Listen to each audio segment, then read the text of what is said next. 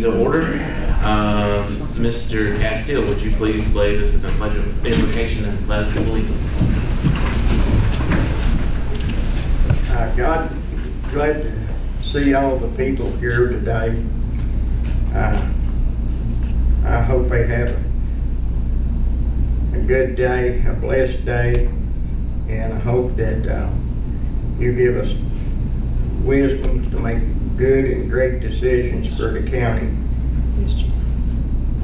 And I hope everybody gets back home safe today.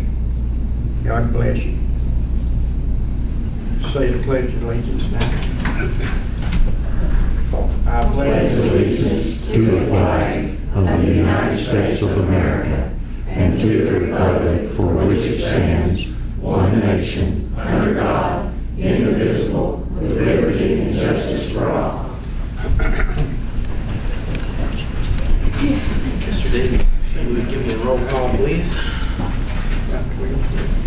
District 1, Mr. Jeter. Here. District 2, Ms. Glover. Here. District 3, Mr. Skeen. Here. District 4, Mr. Bricky. Here. District 5, Mr. Castile. Here. District 6, Mr. Manus. Here. At large, Ms. Addington. Here. Chairman, you have a quorum. Awesome. All right, has everyone had a chance to look over today's agenda? Are there any additions, modifications, anything like that? Mr. Chairman, Mr. Halbert Stam with Synergen is coming in at Tri-Cities on a flight and is supposed to arrive at 9:30 and travel time around 10:30. So if we can delay those public hearings for the solar farms until he gets here, is an ask that he had. Okay. Do I have a motion? I'll make a motion. Do I have a I'll second that. All right. Everybody vote by way of saying aye. Aye. Opposed? All right, motion carries. We will wait for Mr. How did you say that? Halbert Stam? Halbert Stam. For the synergy. All right. So, slide. Are there any other changes? Okay. Has everyone had a chance to look over the minutes of the last couple of meetings for the May 7th meeting and the May 7th budget workshop? Does everything look accurate in those? Are there any changes or additions? Do I have a motion? I'll make that motion. Do I have a second? I'll second. All right, we have approval of the minutes. Everybody vote by way of saying aye. Aye. Opposed? Motion carries. All right, now we come upon citizens expression. Citizens expression is a period is a point in the meeting where anyone who wishes to address the board may do so. If you wish to speak, please come to the podium, state your name, where you're from in the county, and or what organization that you represent. The board may or may not respond to anything you say, but we will take everything you say into account when making future decisions. Please keep your comments concise and business-like. We have imposed a 5-minute timer to ensure that you keep them concise. If no one has signed up to speak, we have no particular order. We do ask that you take turns and speak your business. Any action from public expression will be considered after we close this expression. Mr. Dingus, do we have anyone signed up today? Yes, we have Ms. Peggy Tice and Mr. Darrell Darty. Okay. Ms. Tice, if you'd like to come.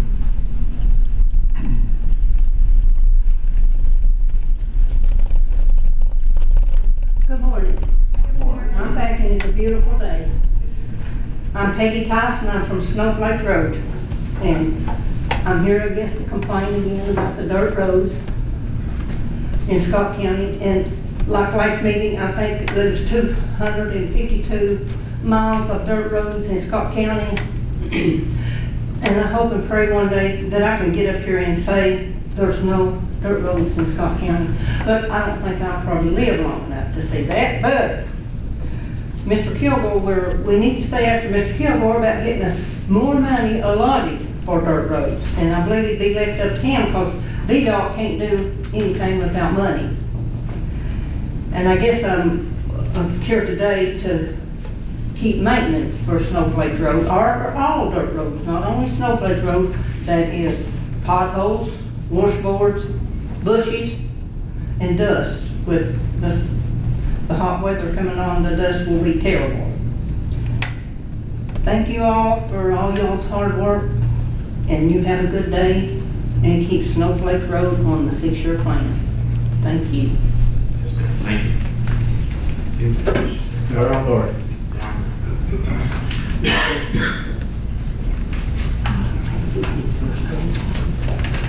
Good morning. It's always a pleasure to be here. I'm Darrell Garry. I live on the Ag and Frank Road, but I drive a school bus and I go through Snowflake twice a day, morning and evening.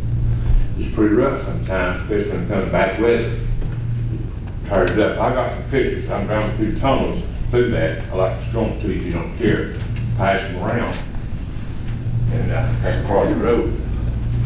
Do you want those back, Mr. Garner? I don't care, keep them, whatever, doesn't matter. But the school bus, I got a brand new bus for the first time this past year. Sometimes it rounds them up pretty good. I'm getting the brush washed on top, more than on the side, going through the tunnels and trees and everything. Needs to be cut off. I know you can do every road, but some roads need to be cleared off, cleaned up or something. Doing the best you can do, but I waited 50 years to get my road paved, and I can't wait another 50 years, so I appreciate everything that you possibly do, if you can do it. I know we got tied up, this, that money situation, but that's just the way life is.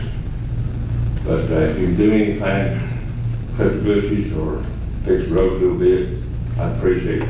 And Peggy's mother has lived on that road all her life. She's in her 80s, and she just lived like 40 to 50 feet from the road. The yard is the road. She eats the dust quite a bit.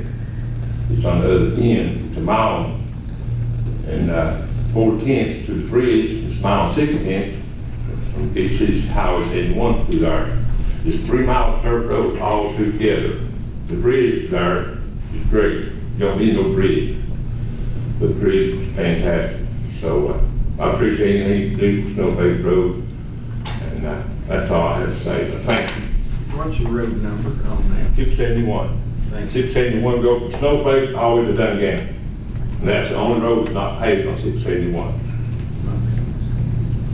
So, thank you. Thank you, Mr. Turner. Anyone else for public expression? My name is Margaret Phelan, and I live here in Good City. And I'm here on behalf of myself and other concerned citizens. I don't know. I mean, we know that AI is here. We might not understand it, but we know it's here and it's going to continue to blossom. And there's going to be an explosion of need for data centers. And with data centers, there will be some pluses and there's going to be some problems.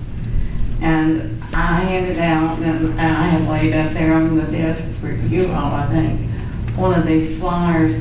It's just simply concerning a meeting in Norton at the Town Hall of Norton Community Center this Saturday at 6 o'clock in the afternoon.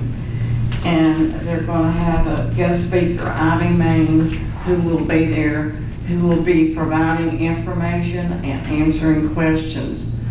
And my reason for being here is simply to ask any or all of you or any concerned citizens that would like to go and find out more about what's going to be involved with data centers. You can see on the flyer I handed out, the energy needs are increasing, and will that cause our personal electrical bills, power bills to increase? We need that question answered. If the Wise County Data Center promises jobs, in the past, we kind of get a blow up of what can be expected. And so I think we need to kind of get them pinned down a little bit. How many jobs are we talking about? And Also, now, we have in one way, an advantage because they're going to use water that's in some of the abandoned mines. And that may be preferable to what some of the other places in more urban areas have to use.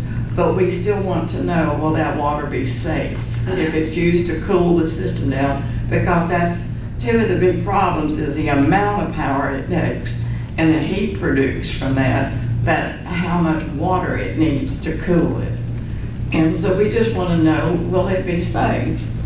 And we need to know, the fourth one there is, do we plan to tax? And most of the time, these things have, a lot of times we'll have federal contracts and we get very little tax money from that.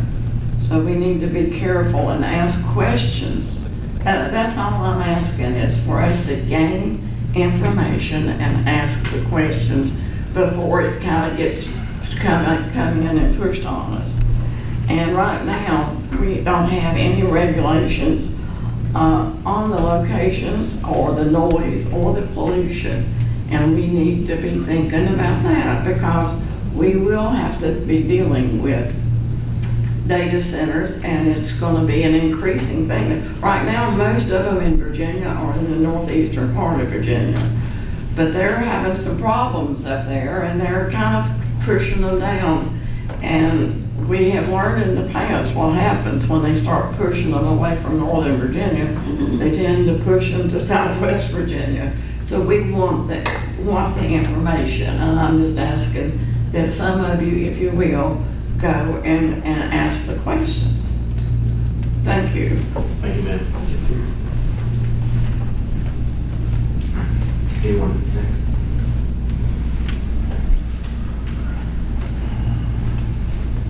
Good morning, Board. I've got a few things I'd like to discuss this morning. 2 days prior to last month's meeting, I emailed photo images of 3 expired inspection stickers belonging to county trash trucks.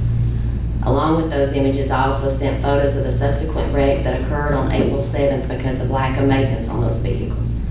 I was denied my request by Sitting Chairman Mr. Manis stating if I had images, I could email those or print them out and hand them out to the Board. Mr. Manis, every month citizens and managers of different organizations submit and upload images to be shown on screen that go along with their presentations or comments. Why would I be denied the right to show mine on screen? With the screenshots I'm presenting you can clearly see after I was allowed to upload and later denied that right. After reminding the Scott County Attorney of suppression of my First Amendment rights, here are the images of the inspection stickers, wreck, tow bill, and both repair bills. The cost of towing the truck was $2,456. The cost of repairs on the truck came into 2 separate bills, one for $14,369 and one for $5,197, coming to a total of $22,023. Has the Board ever heard the old saying, a stitch in time saves 9? When you neglect repairs, it causes more damage to the vehicles, causing more cost and more repairs. Receipts from Triad shows the kingpin and other parts were repaired. It also shows the inspection sticker receipt for the day after the truck was wrecked. Now on to the audit findings and recommendations. Under the county heading, we have them noted several conflict of interest forms that were not completed. Under the school board heading, we have them noting the same recommendations for several incomplete COIA forms. However, in my forwarded email by Bill Dingus that he supplied to the Commonwealth, I have only 3 names on that list from 2 different years, and none of them from the school board. Mr. Dingus, do you think a company that was hired to find mistakes would make a mistake reporting on non-compliance forms? Does that sound logical to you? Surely that wouldn't be intentional, would it, Bill? Moving forward, I'm FOIA requesting the signature list that has to be included with the conflict of interest forms. The audit states several concerning items, credit card receipts did not match the charge amounts and some receipts missing altogether. The firm also noted the bank account and reconciliation report did not have indication of review by someone other than the preparer. Anytime you do accounting, there's dual control where 2 sets of eyes and 2 signatures on everything. Funds from the sheriff's office was supposed to be turned over to the treasurer, that was not. With these findings, I would urge the board to complete a forensic audit. If the discrepancies are found after this new administrator leaves, neither the board nor the citizens will know which administration to fault if a forensic audit is not completed. This would leave the current prospective administrator at a disadvantage trying to prove his own innocence. We've all heard the old saying that a tiger can't change its stripes. In psychology, they say past behavior is best indicator of future behavior. We have an administrative assistant who failed to do his duties but fired the operator that was driving the truck. We have a sitting chairman who denied me the right to upload images. We have an at-large supervisor who uses intimidation tactics when she's challenged. All of those actions were poorly made and could possibly cost the county untold money from any number of lawsuits. We hear what you say, but we see what you do. We hear you say you're for the county, but we see you act in these meetings. The favoritism you've shown, how you've chosen the few over the many, how you keep an EDA president in that has done little for the county in 20 years. We hear you say you don't want to raise taxes, but we see you gave yourself 45% raises during COVID, a time in which we were suffering the most. We're not against helping our EMS and fire departments, but if you can't balance a budget with what you have now, how is raising taxes going to help? You'll only want more later. We hear that you're for Scott County, but we see you give Tennessee children free education while taxing us for it. We hear you say you're for cutting spending, but we see you send the trash trucks to dealers and overpaying for services when the county has a mechanic and a garage at the landfill. Allegedly, there is also a county employee that everyone knows who is assigned a county truck that lives in Tennessee and uses the truck to do his farm work during work hours and then drives it home to Tennessee. This is wear and tear and gas money plus hours he spends working on his farm during county hours. Again, we hear what you say about wanting the best leadership for the county, but we see you hire an applicant who was the clerk for the treasurer in a county of 600 with a budget of 1 million. You had applicants more qualified and yet you chose the least of them. Would there be an advantage to hiring someone inexperienced and therefore possibly more impressionable to the board's needs and not the county's? The people of this county have more common sense than you give them credit for. We understand why you would want a young, inexperienced leader in position. Thank you for your time. Thank you, Ms. Powers. Anyone else for public expression?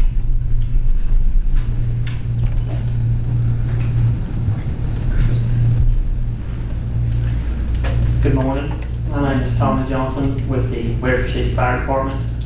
I'm here today to discuss the 4th of July event that we have coming up. We ask for permission to set off fireworks. I know that you all require a copy of the insurance that we'll have for that day, and that is something that we're working on this week to be able to provide to you all. We'd also like to ask for a donation. In the past, typically we've asked for $1,000 for the fireworks for the event.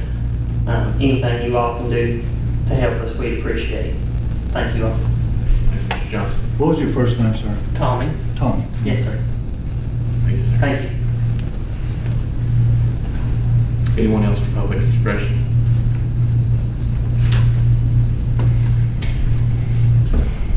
All right. If that's it, I'll close public expression. Are there any actions that we want to take from public expression? I'll make a motion to give Weber City Park Works $1,000. I think that's what we've done in the past. Do I have a second on that motion? Can we hang on? Are you just doing a donation or are you letting them do the fireworks too? No, they'll have to bring the paperwork for the park. Well, you can approve it contingent on, Okay. you know, them giving All us right. the paperwork that's needed. Okay. Let's do that. Do both. Okay. $1,000 and permission for fireworks contingent on bringing the paperwork in. I have a motion. Do I have a second? I'll say. All right. We've got a second. Everybody vote by way of saying aye. Aye. Opposed? Motion carries. It's coming out of the contingency money. Mr. Dingus has used some other money, or has found some other money. Actually, if you want to explain where we've got that at.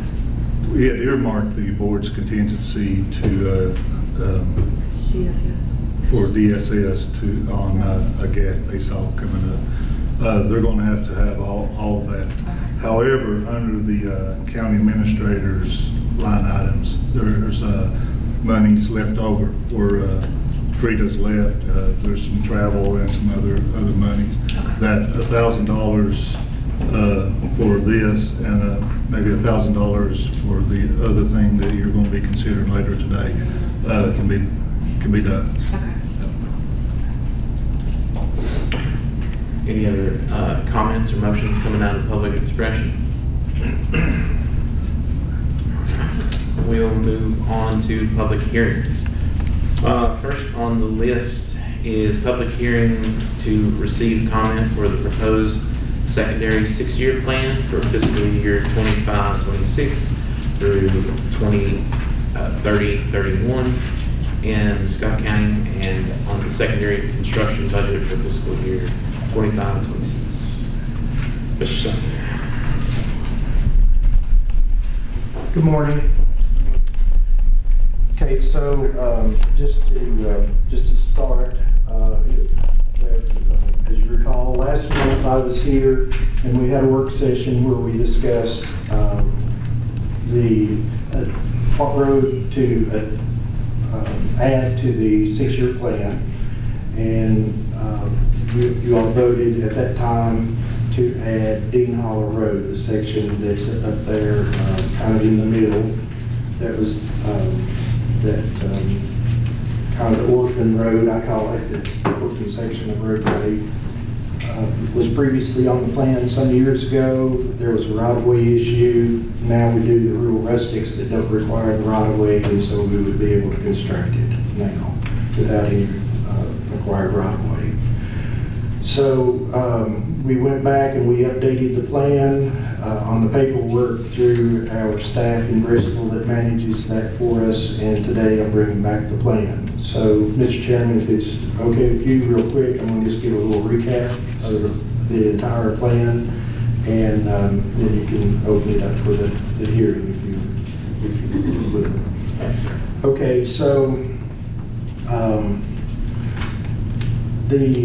according to money that's set aside specifically in the Code of Virginia by the General Assembly for the unpaved road program, there's $25 million statewide that's allocated based upon a formula on the number of eligible roadways that there are, those with a traffic count of 50 and above, and that is based then upon the mileage that a county has. Scott County is second or third in statewide in the amount of money that's received out of that program. So over a 6-year period, the budget that we have for 26 through 31 is $5,978,761 is the allocation that's on the plan as of now. So out of that $25 million that's allocated statewide each year, Scott County receives $1,024,521 in this outstanding plan. There is also $44,620 of telefee money that is allocated in the plan. That's $267,720 for the entire 6-year period. And that is a fee that's collected from telephone companies that allow them to operate within the right-of-way. And it's collected, it's usually passed along for those folks that still have, I always remember it this way, is those folks that still have landlines. You can see on the bottom, they'll usually be a little telefee, maybe like $1 or $2 each month that's on there, and that's collected. Okay, so going through the plan, the first project that we have listed on the plan has to be on there because of requirements, and that is a federal land access program, and that's on High Knob, and that's entirely federal funded. We've been working on that, going through all the hoops that are necessary for a federal project, and we're hoping to get that project underway sometime later this year, or at the latest by spring of next year. We've had a few hoops that have to go through with forestry and environmental to get some clearances. That's maybe just a little bit more difficult than we anticipated. Okay, then we have on this first page, we have 3 projects that are on there that we actually will have under construction this year. We have Route 689 and Good Cooper Road, which we actually already have underway. We've started to work on it. Then we have Horton Summit Road, 654, and then Eaton Hill, 693. Those are 3 that we hope to have underway construction this year. We may not get them finished, but we hope to see dirt turned on all of those this year. Then, moving forward into the plan, next year we have Route 660.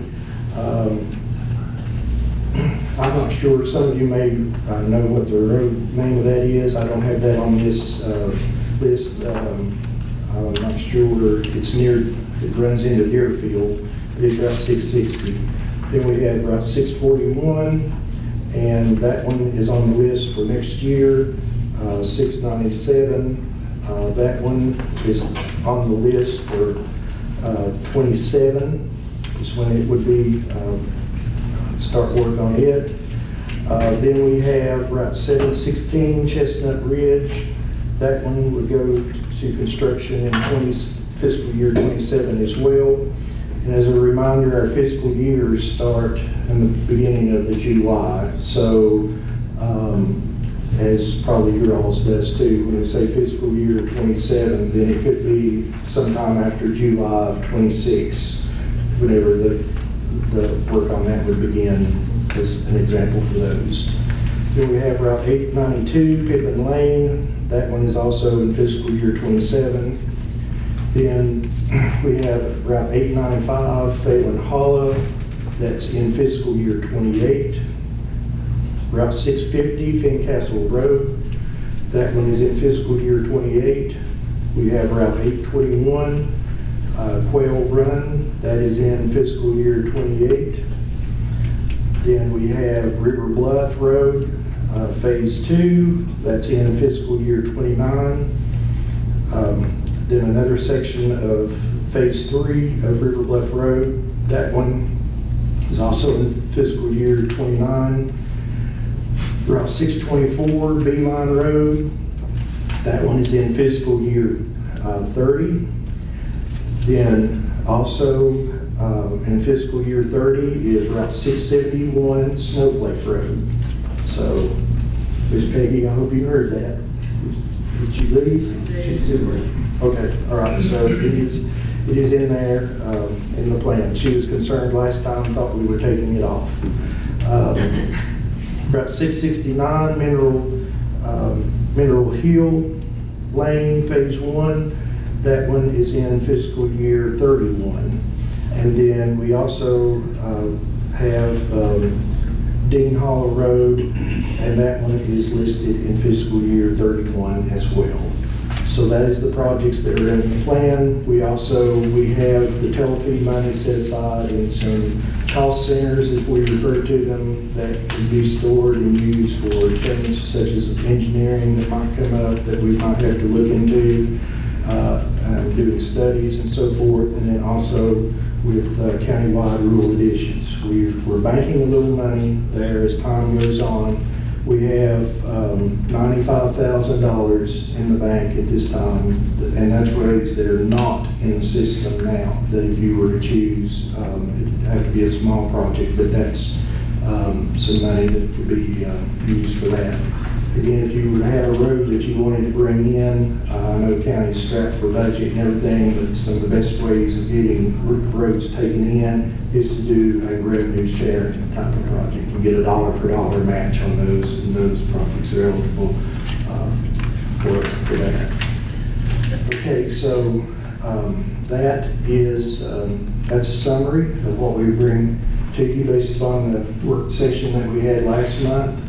And so it's our hope that you'll take this plan under consideration as we've presented it today and pass it today.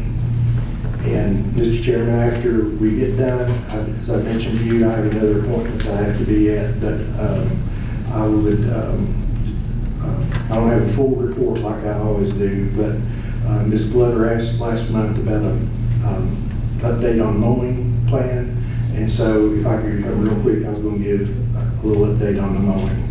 Okay, hopefully that doesn't open the door that then I get garaged in. All right, thank you. Thank you.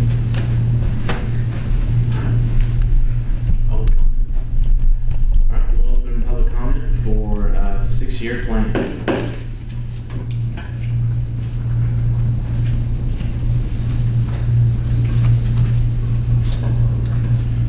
All right. If nobody has any comments, close public expression. Do I have a motion to approve the 6-year plan as it's been presented to us by Mr. Sutton? So moved. Do I have a second? I'll second. All right. Everybody vote by way of saying aye. Aye. Opposed? All right, motion carries. Okay, so I know you have other things to move on, it's really not on the agenda, but I was going to, while I was here, just give you a little update on mowing. We mowed all the primaries, we completed all those prior to Memorial Day. It will soon be, the way grass is growing, we'll soon be getting underway for a second cut on the primary mowing. We probably will use mostly contractors for that this next cycle on that. So, as you know, we have 2 headquarters in the county, Pattinsville and Fort Blackmore, and they both have crews that have been mowing when we can, and we are not tied up with trying to take care of other things that come up. We're trying to run 4 mowers, 4 mowers per area. So that 4 of them are mowing and 4 tractors in Pattinsville and 4 in Fort Blackmore. So I'm going to go over the Pattinsville, what they've given me, where they are. They have completed in the Yuma area, mowing secondaries in Yuma all the way down to into the Clinch River area. They are working on the Robinette Valley area as of now, and also on areas of Dry Creek, Canton, and they should complete Fairview area within the next 2 to 3 days, is what that they are doing there. What's left for them will then be on the other side from the traffic light at Duffield, on the natural tunnel side, and they will be mowing those secondaries through there, through Cliff Mountain and Bishoptown, up toward maybe Stanleytown in that area. And we're hoping maybe to share some resources. Mr. Castillo will try to get over into Rock Cove as well, as quickly as we can. Fort Blackmore, they've been working on some different things, so they've had to rock a couple of mowers at times, but they've been actively mowing. They've mowed in the Hiltons. They are hoping to finish the Carter's Valley area up this week, and they're hoping to start the Nicholsville area next week. So that's where we are with the secondary mowing right now. Is that? Are these VDOT employees? Yes, these are VDOT employees. So we're not contracting anyone? Not using the contractors. That's a cost thing of what we're trying to do with saving us some of our costs. Contract mowing is pretty expensive to do, so that's our plan right now. Funds ever changed, that we might change that, but they're also one of the advantages of having our own employees mow it. They are pretty more familiar with like pipes, where the pipes are in the roadways, and where trouble spots are, and things like that. So they. Of course, I mean, contractors pay to do that, but they know how to mow it. Just like, as I do the comparison, is that if you hire somebody to mow your yard compared to when you mow it yourself, then, you know, it's usually kind of like the job you get out of it when you mow it yourself. Ellen, is there a program where on some of the back roads that are low travel, that you could work with farmers? Because we have hundreds of farmers that have sickle mowers on their tractors right now. I understand that that's been brought up before. The concern, Bill, with that is when it comes into the liabilities and the signs and things of that nature. That's it'd be nice if you had an adopt a road to mow, but you understand some of the legalities of that. That's why we don't do that. Okay. So does that help you all on the mowing? We'll try to get some of that out a little more regularly to you all. Probably I had before sent that to Mr. Steen, and I think last year he sent it out to everybody once I sent it to him in person. But that's kind of where we are now with it. Okay. I did have a question. This morning I was talking, and there's a part of Hilton's Road up in there between Miller's. Can you tell me what that was again? Miller's Chapel and what was the two? I put in a work order for it. He says it's the brush on the sides and things like that around the road. So I just went ahead and put you a work order in for that to kind of look at that too. I also put a work order in for that. Oh, did you? Yeah, last time. Okay. So you got two. We don't do like the brush pushback when we're doing the regular mowing. Okay. Okay, so that's, we typically go back and then we've got, you know, what I call it boom axe, the long arm mower that reaches out and so forth like that. So I'd have to check the exact status of that one with the headquarters, but usually when we get those complaints in between when we're mowing and so forth, then that's when we send crews out as we can.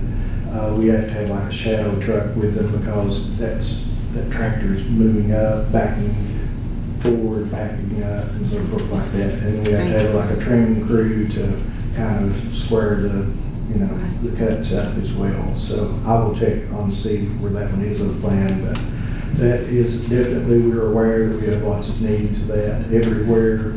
All 4 counties that we manage our lives, we have that issue come up a lot. And so it's one of those that, again, showing my age, at one point there was a decision made within upper levels of VDOT that they thought that we were not being environmental friendly and cutting back too much, and so they cut back our mowing programs and their trimming programs, and we kind of gotten to a point that, you know, now we've got tunneling in places, and it's difficult.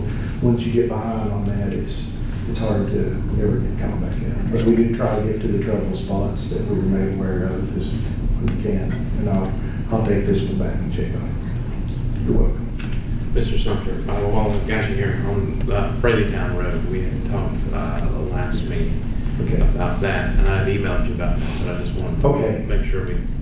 Yes, as I emailed you, and so everybody knows, one of the things that I had to check on was because of the types of money that we use on doing some of our maintenance programs, bridge replacements, projects. Sometimes those, if you stop a project, they have to be reimbursed. And we checked, and because of the type of funding that's on that bridge project, there would not have to be any reimbursement. Not spent some money, but it's not unreasonable amount. A lot of the types of plans that generated like that, they're kind of off the shelf. You put them together, so it's not been a great big effort. We were getting ready, though, to move into the planning phase of where we were going to have to acquire some temporary easements. And if kind of works in the processes that we approach the landowners that are in the vicinity, see if they're willing to, work with us and negotiate for those easements. But if it's a project that we definitely are pursuing going forward, have to do, and they, say no, then we do have the eminent domain that even the easements would fall under. So, They are getting ready to move into that phase, as I mentioned, I think, last time. And so I talked to the staff at Bristol and made them aware of the concerns that were there. And so we've still got, you have a time frame like a 6-month window to complete that. And so we're still well within the window. So we're not starting any of that work until we get something, decision whether or not how you wish to proceed with the project. If it is a matter that you want to leave the bridge closed, then you would need to have a public hearing. You would probably have to advertise that, I guess, a couple of weeks in advance of the hearing, and then allow comments to be made. And then if it's something that you want to request that VDOT do, meaning stop the project, we would need a vote and resolution by the board saying that you would like to stop the project. And then we would take it from there and probably have to go through an abandonment process that's there with that. One thing, just so you would know, is that I've seen over the years that there are times it comes up that like people request an abandonment like that, and then they want you to leave the bridge in and allow it just to be for them to use.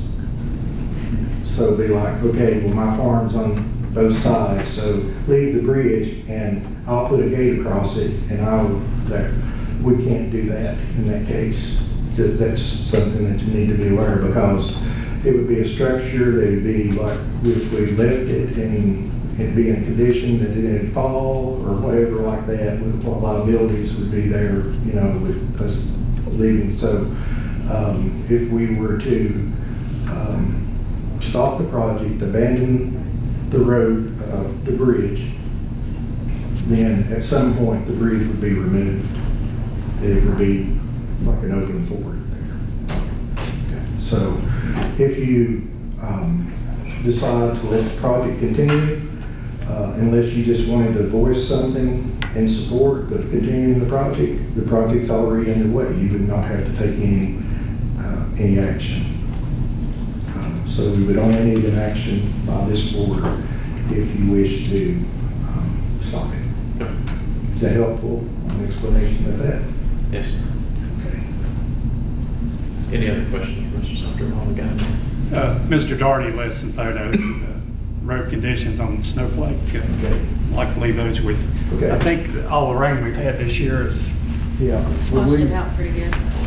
We try to work on it, it's, rather regularly. It was, when, like, I haven't checked for this year, but like the previous fiscal year, we've worked on that road 17 times, and it was the most worked on gravel road that we had in the entire county, the amount of work that we did on that maintenance.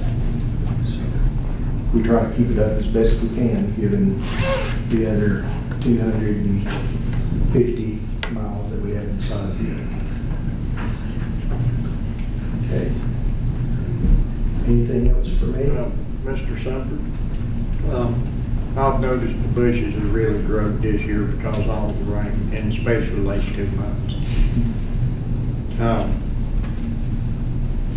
That on 65 between John Sadler Monument and Mill Creek down the bluff, that's growed up right there out there for about a mile. Okay. I'll add that to the list. And I'm sure there are a lot more than just that one, but Oh, yes, as I mentioned, it's an issue that we're dealing with. Like I said, we try to get to, a couple spots. they've been a lot of trucks have ran logs back out through there, and I know that they're hitting mirrors and stuff down through there. Okay.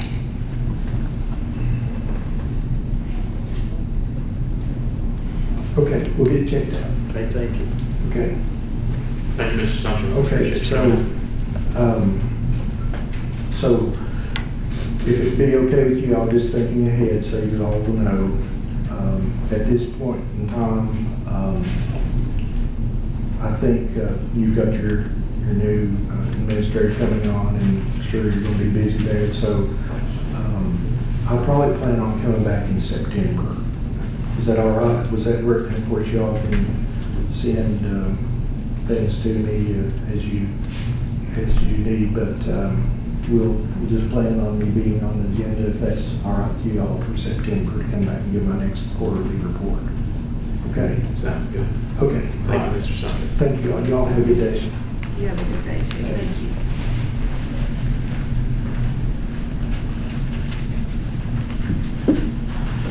All right.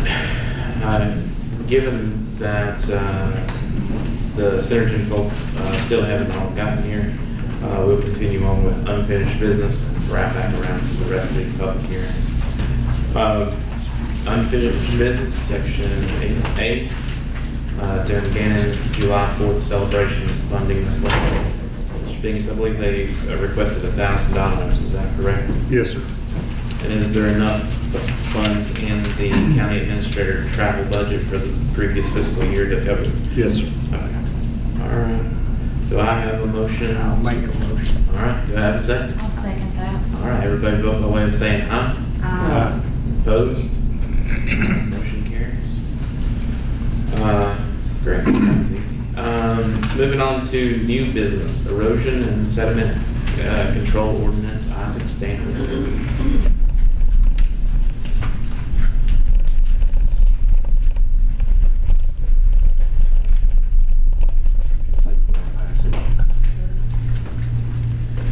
Good morning. My name is Isaac Stanley, and I am the Erosion and Sediment Control Administrator for the county. I'm coming today to propose some changes to the Erosion and Sediment Control Ordinance based on some new ideas and regulations that's come down the pipe from the Department of Environmental Quality. The last time the ordinance was changed was in 2009.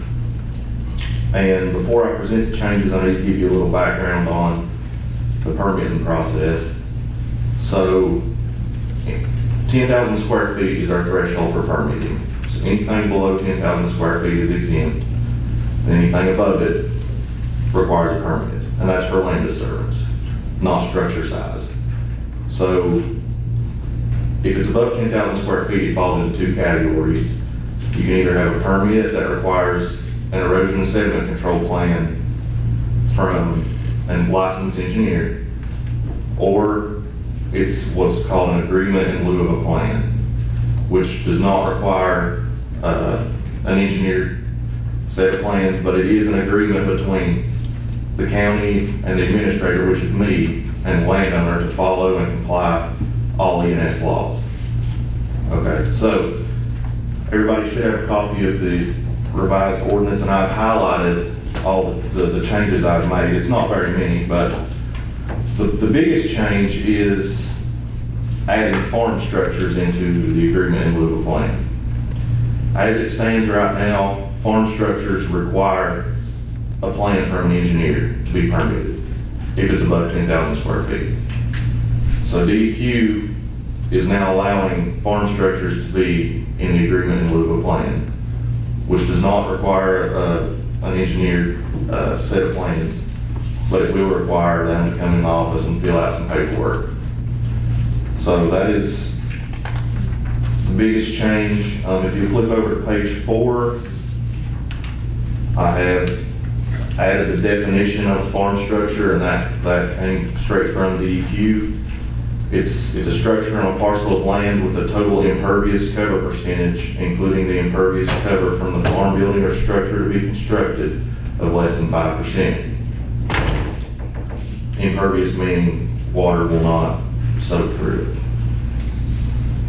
Okay, so that's change number 1. Number 2 is, if you look on page 5, it is the version of the handbook that we're using. I've just updated to use the current version now. They came out with a new handbook, I believe it was last year. Same thing on page 6. And then also on page 6 and 7, I've changed the plan review time. In the older ordinance, it was 45 days, but that new standard is now 60 days on reviewing plans. And those are all the changes I have made.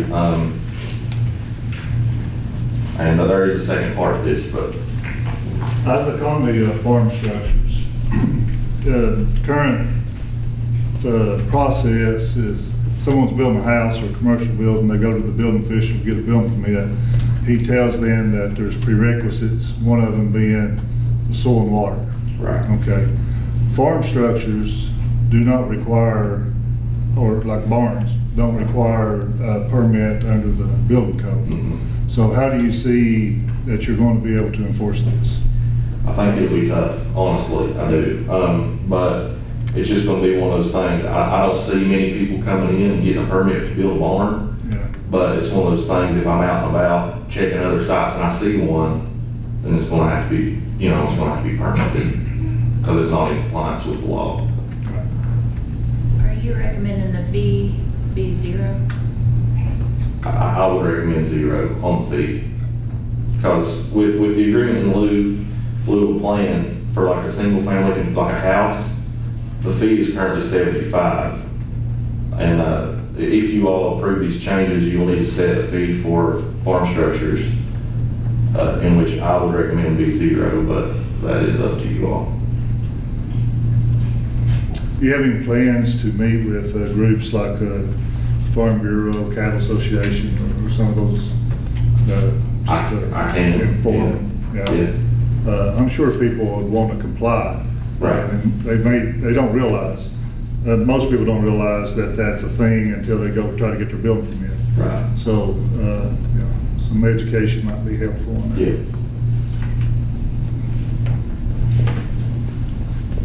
I'll just make one point. We did update it in 2015. Was it, okay, so the most recent copy I had was in 09, so. So I'll work with you. There's Okay. what I could see, what you changed. We still need to change. Okay. So we'll iron that out. Okay. Just a question on the updating of the stormwater management handbook. Could we just say, use the latest version instead of? We can, yeah. Instead of saying a specific version? Yeah. So Just it's say all- the specific version. Okay. It's okay. Okay. It doesn't change that all. Okay. Yeah, the Sorry. stormwater management handbook is now considered a living document, so it changes constantly now. Yeah. Sorry, I didn't want to, That's okay. every few years have to. Yeah, no, I understand. Do you work at the local NRCS office? The soil and water, Scott County Soil and Water Office.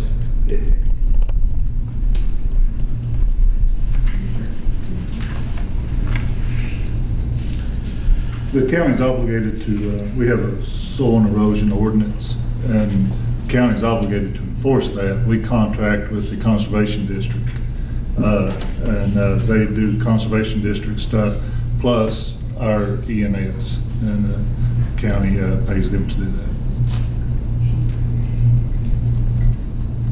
Just a little background on how that's set up. Some counties, the building official may do ENS. They have more capability in that regard. So this is a good partnership with the Conservation District.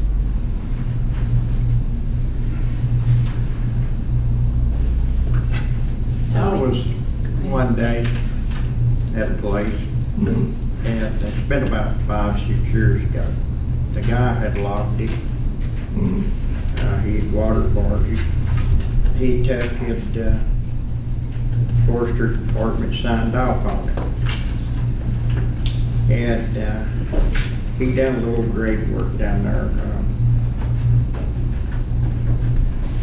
Said he's gonna build a barn. And he also it down in gray seed. He didn't have intention of building it then. And 3 of you folks come up there, and he took me up there, I guess just to hear what was gonna come about. And I'll tell you exact words of what I heard. Go back, regrade it after you had gray seed. and resaw it and come get a permit. Me and him laughed about it. We didn't know why he had to regrade it and then resaw it and grade for a permit when the forestry department already said everything looked good. Now, So- can you explain that to me? Yeah, I'm not sure on the specific site you're talking about. It may have been before I can worked tell you here. the man's name. His name was Scotty Docker. That was before my time working here. Okay. So anyway, forestry is exempt. Logging is exempt from these ENS laws. So any kind of, I think it's listed as harvesting, planting, tilling. So harvesting, that would be forestry, regulates logging jobs, and we don't. Now why he was told to regrade that, I don't know. I couldn't answer that one myself, but I said, we both left there laughing. Yeah. And I'll tell you what, we had the decision, what we made. It was Wade to sell a permit. Yeah. Now, that's what we got out of it. And he did go get the permit. And I asked him, he said, I never heard no more about it. Yeah.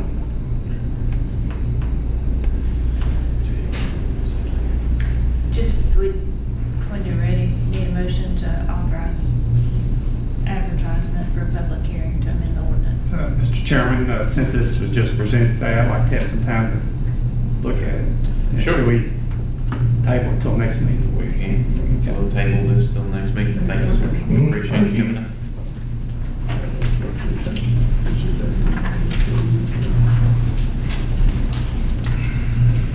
Heart of Appalachia presentation by Mr. Hess.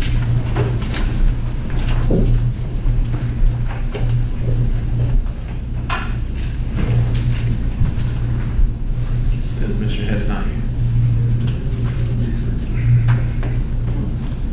Okay. We'll move on to Appalachian Voices grant for Dungan. Emma Kelly.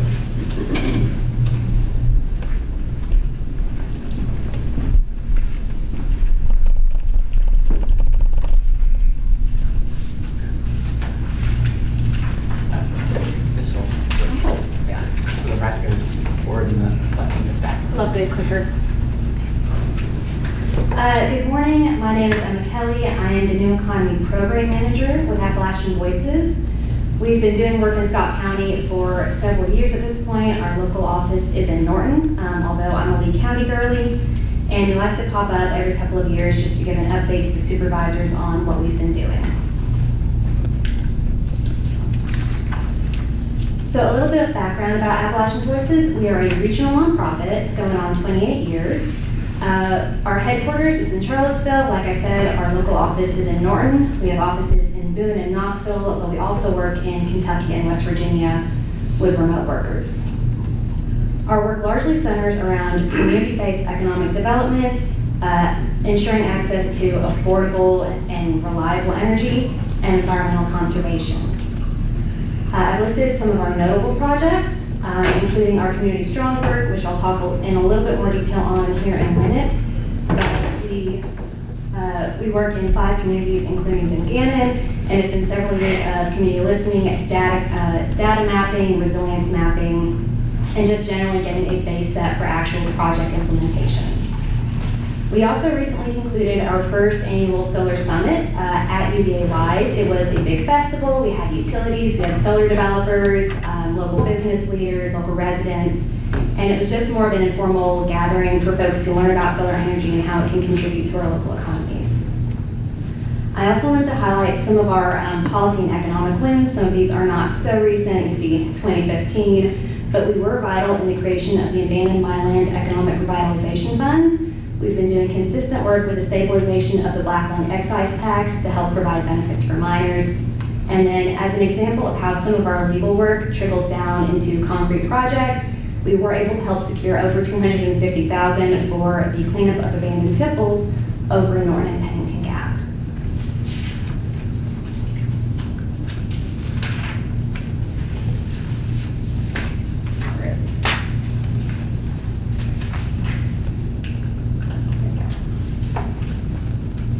Some of our work in Scott County includes, that year's actually wrong, excuse me, that should be a 2015 Power Plus resolution. That's related to abandoned mine land revitalization.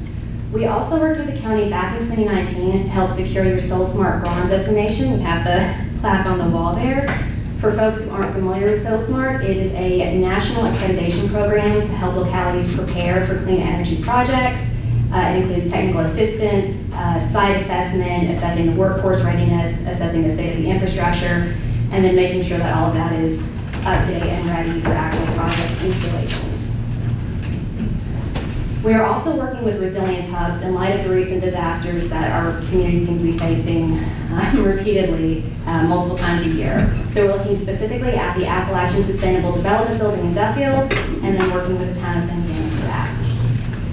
Finally, I did want to highlight the award that Scott County got back in 2017, again from the AMLR Fund. We were not directly involved in that, but it was our lobbying and our advocacy for funding of the program that helped trickle down those benefits to Scott County. Our work in Dungannon has largely revolved around, as I've said, community resilience and our community strong work. It was largely funded by an environmental justice collaborative problem-solving grant from the EPA. We were able to get $500,000 to work in Dungannon, Dane, Clinchco, Pound, and Pennington Gap for resiliency planning and catalytic project funding. So the money couldn't go towards putting a shovel in the ground, but it could go towards all of the lovely paperwork and bureaucracy you need to get the shovel in the ground. There was approximately $40,000 allocated for Dungannon from that project. It was terminated by the federal administration in February. We are appealing that to make sure that Dungannon gets the money that they deserve. And I do want to say, Mayor Horn was instrumental in getting that funding. We were very privileged to work with her for several years, and we are mourning her passing. Similarly, we were working with the Federal Buildings Upgrade Prize to help with the Depot Revitalization Hub project. That was also terminated. We are also appealing it. We were able to get most of the resources out of that before it was terminated. We have architectural renderings, we have the energy cost analysis, and we have a plan for a solar installation on that site. In terms of what we're kind of pivoting to, if folks aren't aware, Dungannon is currently implementing a community association. They actually had a meeting back on Monday that we are helping facilitate. We are working with them to apply for a mini grant from the Central Appalachian Network's Resiliency Program, partly to facilitate that community development, and partly to either go towards a gas generator or possibly a solar panel installation. So the community association is working that out right now. We also provide support for the Aquatic Center and are currently looking for funding sources for recreation and outdoor playground development. So I just wanted to conclude by saying we have several collaboration opportunities. Like I said, we're locked in with Dungannon, but we always look for opportunities to partner with the counties more broadly. The main thing that we're working on right now is a just transition platform development in anticipation of the gubernatorial race and then the 2026 General Assembly session. This is based on the feedback from those 5 communities that we've been working with, and it includes policy recommendations and the following areas. So dilapidated buildings, economic development, energy accessibility and reliability, environmental protections, and healthcare access. So clearly these are broad categories. We did bring community leaders together last night at our office to hammer out some specifics, but we are hoping to roll this platform out by the end of the summer, and we always love to have support from the counties to make sure that it's best representing what you all need. So I'll be in touch with a copy of that, and we want to make sure that we edit it and make sure it's what you all would like to see.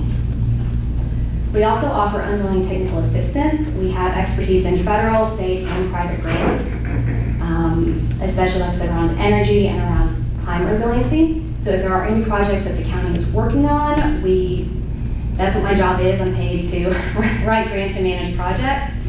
So if you all are low on capacity or need help sourcing some funding, that's what I'm here for. And then I did finally want to emphasize that even though we are navigating the shifts in the federal funding landscape, we are still dedicated to seeing all of our projects through. So we're not just packing up and leaving from Scott County. And that would be my presentation. Are there any questions about our work? Anyone have any questions? Thank you for your presentation. We appreciate you working hard to. I'm going to stack of cards. with my contact info.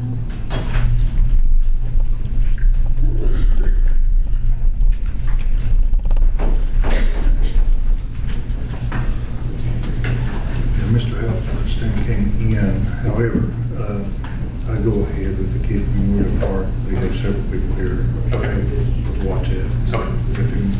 We'll do the Keith Memorial Park, and we'll go on to those.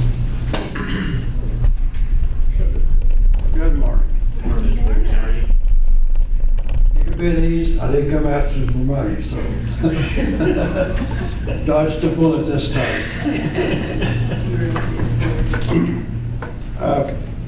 For the past 25 years, Keith Park has relied on a manual booking system and payment system. It's been effective, but it's time intensive and prone to errors. To enhance that experience, we have transitioned to an online booking system starting June the 1st. We actually booked some of our May business online also. The new system is powered by Calendly, and that's spelled Calendly. It's kind of a unique spelling, so for the paper, I'll let them know that's the way it's spelled, if you're not familiar with it. And Stripe is a credit card debit system that simplifies the process. Calendar is a #1 scheduling tool used by more than 20 million professionals.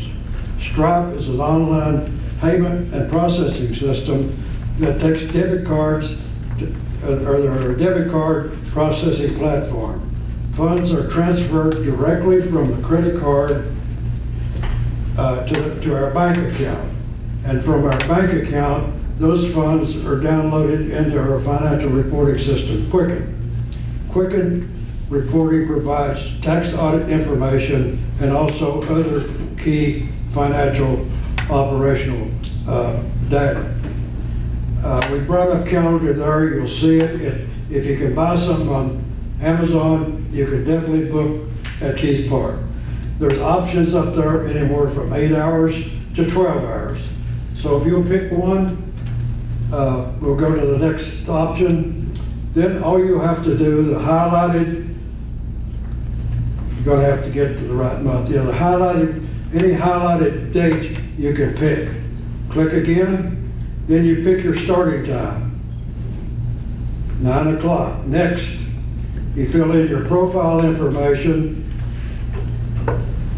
name, address, and so forth, and then you go down to the credit card information. You fill in the credit card information and you're booked. You'll get an email saying that you booked with all the terms and conditions of booking at Keith Park, and the day before you will get another email saying you got the building tomorrow. After that, we'll send you out a thank you letter. All this is automated.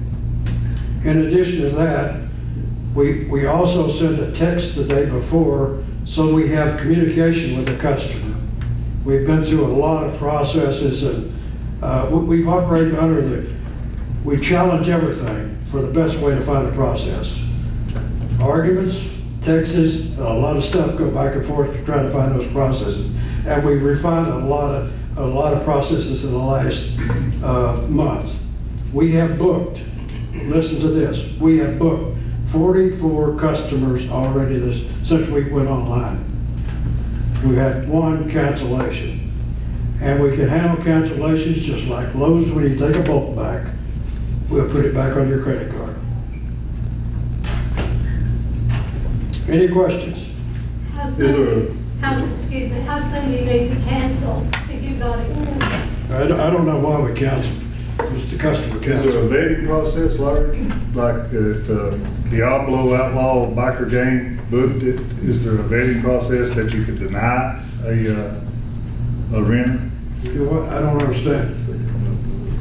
Is it open for anybody to be able to rent? Anybody, it is online, and you simply type in calendary.com/Keith Memorial Park. And So it'll bring it there's up. no vetting? No vetting, no. If you book a day, Larry, and it's already booked, does it show that when you're trying to book? You cannot book if it's already booked. We can also handle audio, video. We charge $20 for a cleaning process. If we have somebody like Pivot Energy come in and wants to clean, we charge them $50. We book that to their credit card. If they do damage, in our terms and conditions, if they do damage, they could be liable for that, and we can book their credit card.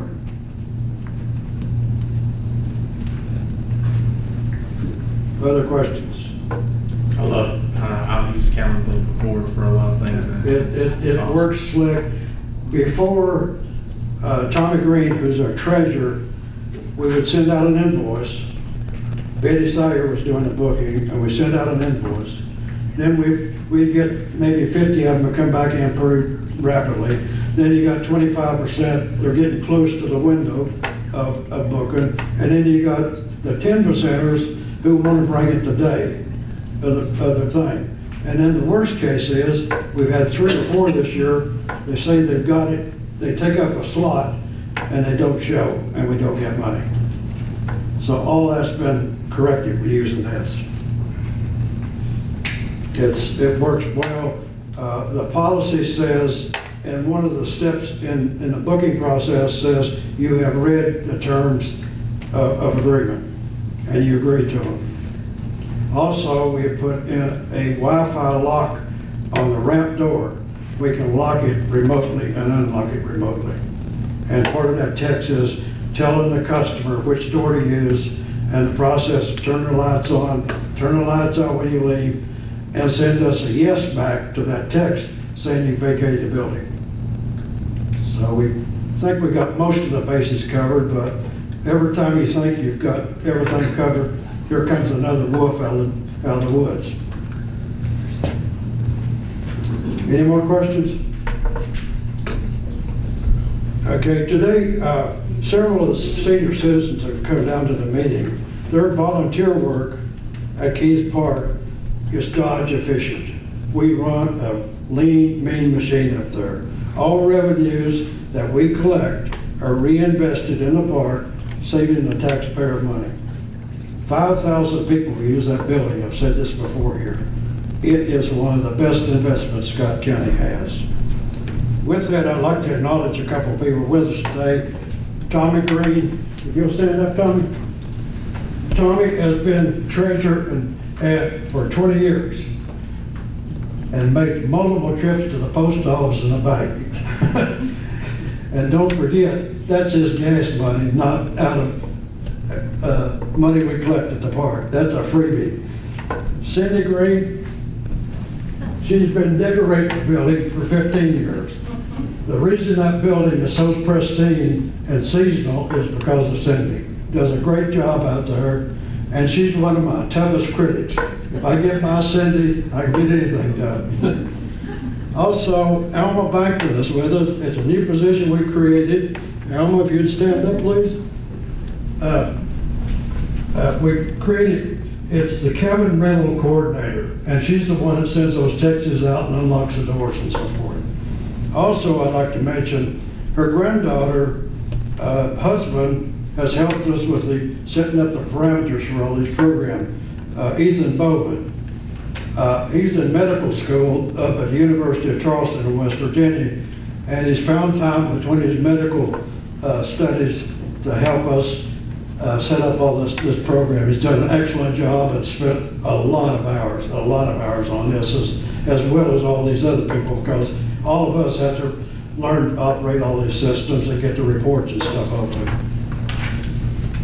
Having said all that, for 25 years, Betty Sager has been the heartbeat of the senior building rentals, expertly managing over 100 rentals a year. Each time the phone rings, it tells a story. From the starting with Elsie Darty's 90th birthday 25 years ago, which was our first rental, to Susan Mead's celebration on May the 25th. The war letters on her phone testament to the countless challenges and cherished memories she has created over the years. As president of the Senior Association, it is my honor to formally request the Board of Supervisors recognize Betty Sager for her exceptional service to Keith Park and Scott County, her steadfast leadership, invaluable contributions in managing the rental of Keith Park over the last 20 years has a lasting impact on Scott County. Betty's dedication needs to be celebrated. With that, I give it back to you, Mr. Chairman. Yeah, and we would like to recognize Ms. Betty Salyard. I have a motion here. Whereas Betty Salyard has dedicated the past 25 years to expertly manage senior building rentals at Keith Memorial Park, overseeing more than 100 bookings each year with professionalism and care. And whereas her unwavering dedication, attention to detail, steadfast leadership have ensured that Keith Memorial Park remains a well-organized and welcoming space for the Scott County community. And whereas her invaluable contributions have fostered a venue that serves as the heart of countless celebrations, gatherings, and special events, enriching the lives of those who rely on its availability. And whereas her efforts have helped maintain the Keith building as an accessible and well-managed resource, providing the community with a dependable space for meaningful occasions. Now therefore be it resolved that the Scott County Board of Supervisors formally recognizes and commends Betty Salyard for her outstanding service, leadership, and dedication to Keith Memorial Park and Scott County. Be it further resolved that the board expresses its deepest gratitude for Betty's remarkable contributions and joins the community in celebrating her lasting impact on Scott County. Do I have a motion? Do I have a second? Everybody vote by way of saying aye. Aye. Motion carries. Thank you.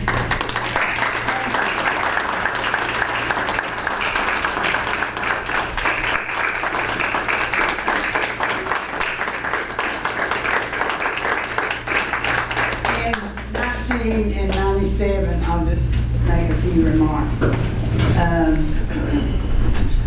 We came before the Board of Supervisors to purchase that 17 acres up there that where the park is.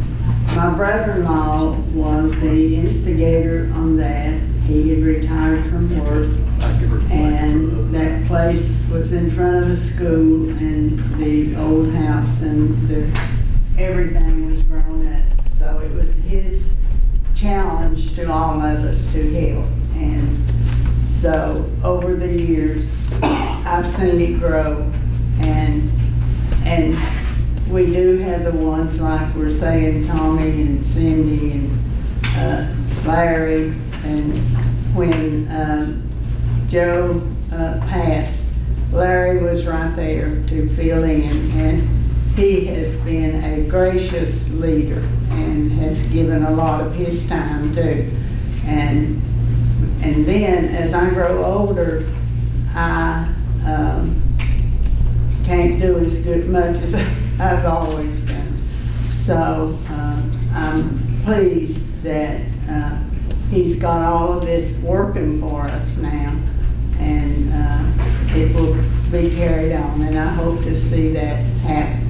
And on the Board of Supervisors at that time, James Jennings was our supervisor, and he was very helpful also with getting that started. And then Hensley was your position. Anyway, that was what he'd done. I can't even remember all of them at that time. And they were a good group of supervisors as well. And we do appreciate what all of y'all do. I mean, I know that, you know, you get some bad press sometimes or whatever, but I read it all. So I'm pleased with you all that you give your time through our county as well. And we want to thank God for giving us the strength and the energy to keep carrying on. Bless you. Ms. Ayers, we'll get you a copy of this.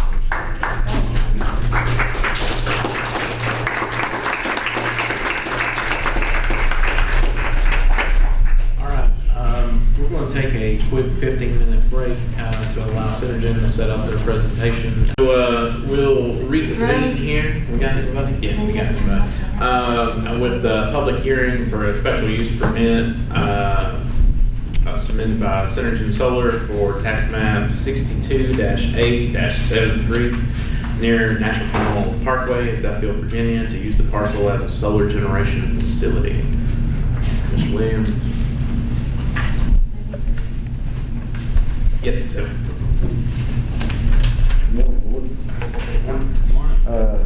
We've been approached by Mr. Hammerstein with Synergy Energy on installing a small scale solar farm in the Duffield area there at what used to be known as the Continental property or Sunbright. I put some stuff, just some slides, and I apologize for the. Are we doing 73 first? Doing 6318 first. Okay, Yes. okay, we'll check the 60. There's 3 parcels. It's all together in one big, so I don't know how you want the maps and everything is basically the same. But they applied, there's their special use permit application. They have went through the process of having a community town meeting, and they actually did 2 of those because we didn't get the advertisements and stuff done, so they redid it. So we've progressed on, went through the planning committee, which I think they recommended to you all. This is kind of a map of the general vicinity of where it's at in the county. And there's a kind of a blow up in color, that line there is the one we're talking about on this particular parcel. There's another aerial view of the area. And it is green. It don't show up that good, but green for AR, agricultural residential, in our zone, which most of our county is, as you know, agricultural residential. And it does have kind of a broad array of things that we can do, you know. And there is some that has a little more stringent, which this is one of them, that it has an asterisk, you know, side of it. Solar scale or utility scale, it has the asterisk, which we would have to come for the special use permit. And that's the project boundary limits. And then there beside it, we have a picture of kind of what they had presented to us on this particular parcel. And of course, there's the zoning ordinances that we had in there, which is in these pamphlets. Tell them which parties each, you know, what they have to do. Like I say, they have met all this so far as what we would have them to do. This is the people that we've sent registered letters out to that touches that property. Each packet has different names, some of them may not the same. But like I say, it is basically one big parcel. We did break it down into the parcels to keep it easier for us to track and everything, but it is all together in one spot. I don't know if you want to run that through each one of those, or if you want me to do them all and just sit and let Mr. Hammerstein do his presentation, or so, like I say, each one of these do have the packets that I've given you, has all the information that who was notified and everything as far as our party. If that's good, I'll turn it over to Mr. Hammerstein. let him make his presentation.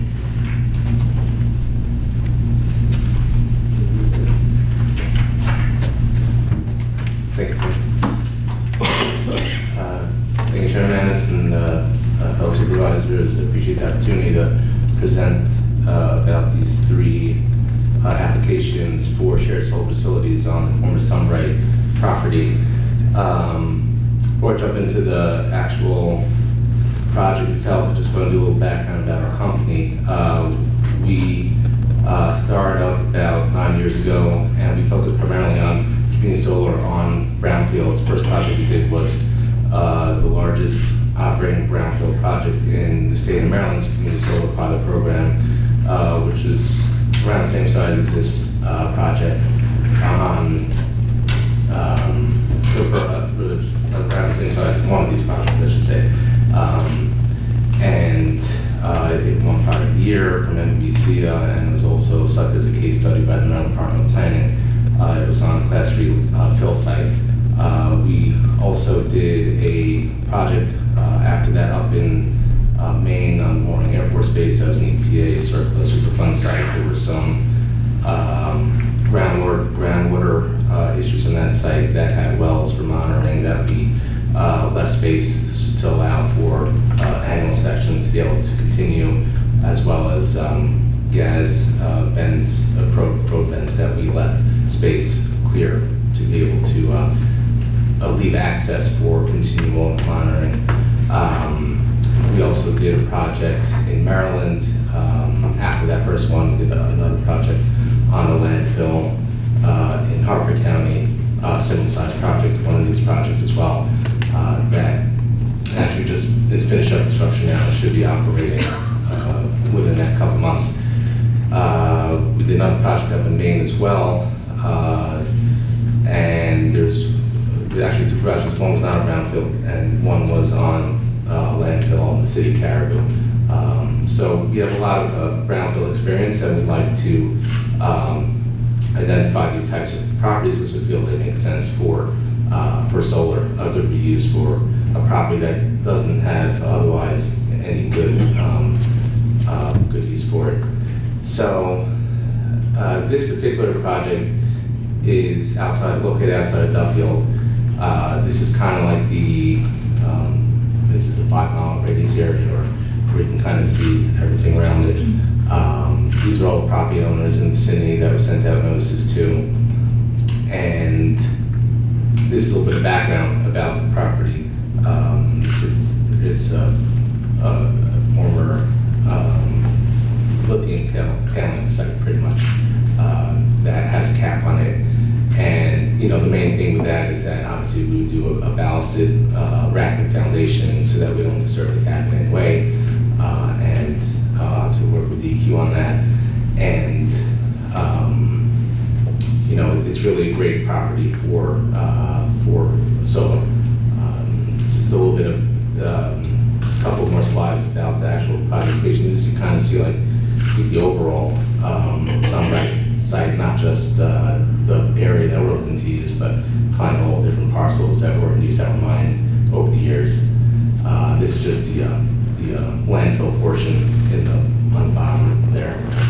And we have a couple of aerial images, but then you can kind of see how secluded it is. This is from the bottom, and then this is another view from the north. Kind of see the railroad tracks there going around, but pretty secluded property. So as far as viewshed, also great location. Just 1 or 2 slides that include about shared solar. Just why we're here today. There's a shared solar program that's going to be opening up in Appalachian Power service territory. It's a pretty small program. It's about 50 megawatts, so just about 10 5-megawatt projects, and these are 3. So it's not a huge program. So there probably will be a whole lot more applications like this, and it's throughout the entire service territory of Appalachian Power. I'm sure everyone here knows what shared solar is, but if anyone wants me to go through it, feel free to ask me, and I can certainly explain how it works. This is the project, how we have the proposed layout for the 3 different applications. We kind of color coded so you kind of see how the 3 facilities get broken up. There'll be 3 separate meters that would meter. This would be, 4.8 megawatt times 3. But we'll have each 4.8 megawatt project separate meter and on separate geographic parcels once we get the boundary lines redrawn. And that's the process that we're going through simultaneously right now. Any questions about anything I went through? Yeah, can you describe to us how the ballast system works on that? So the ballast system, basically there's no penetration into the ground. It's really just concrete blocks. Concrete blocks you can either do precast or pour in place. You probably hear it's gonna be pour in place because the rain in would be pretty expensive.